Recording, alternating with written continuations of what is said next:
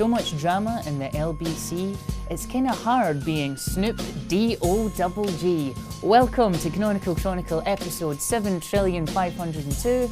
Let's get into it. With so much drama in the LBC, it's kinda hard being Snoop D-O-double-G. This past week there's been a core algorithm update and all the industry professionals have rushed to name it, with Barry Schwartz actually polling everyone to see what they want to call it on Twitter. For me personally, when my clients ask about what to call this update, I tend to go with this.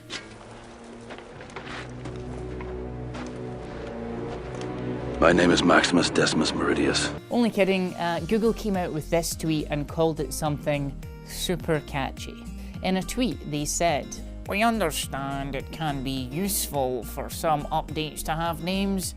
Our name for this core update is the March 2019 core update. We think this helps avoid confusion.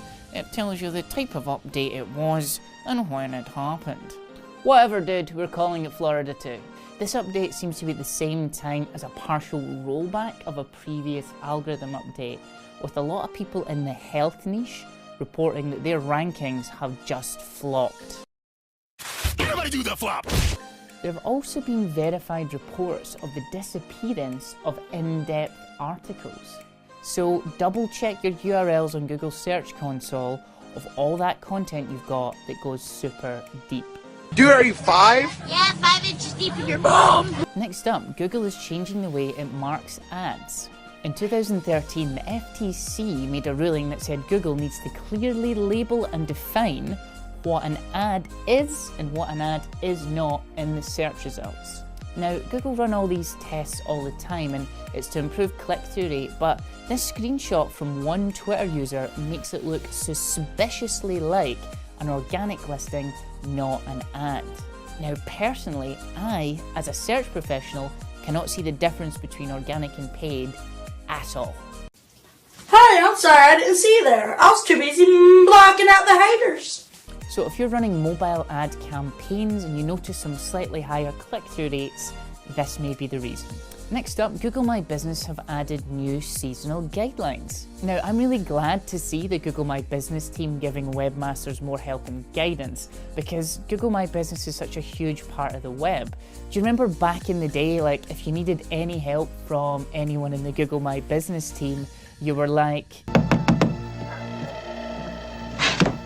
"Hi, I'm looking for Ray Finkel and a clean pair of shorts." So essentially this new guideline is to help seasonal businesses that close during long periods of time, kind of think ski resorts and other seasonal businesses of that nature.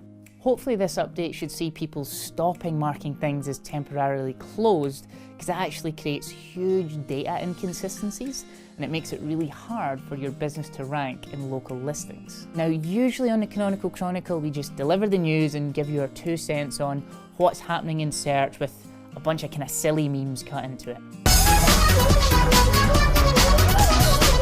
But this week, a blog post from Olga Adrienko really stood out of something worth reading, so I'd just like to highlight it here and ask you to go over to Search Engine Journal to have a read, because I think if you're a leader in search, you'll find it very useful. As an agency leader myself, the post really resonated with me, from dealing with stress and anger to overcoming scaling big, large teams. I just think it's a really honest account of what it's like to be a leader in a big, growing team, and if you've got 5 minutes over your morning coffee, it's definitely worth a read.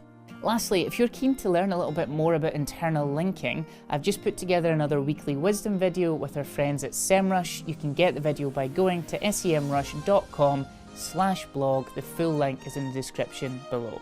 That's everything this week for the Canonical Chronicle. If you've got a rap lyric you want to hear next week, please leave it in the comments down below. Follow us on social, and until next week, we'll see you later.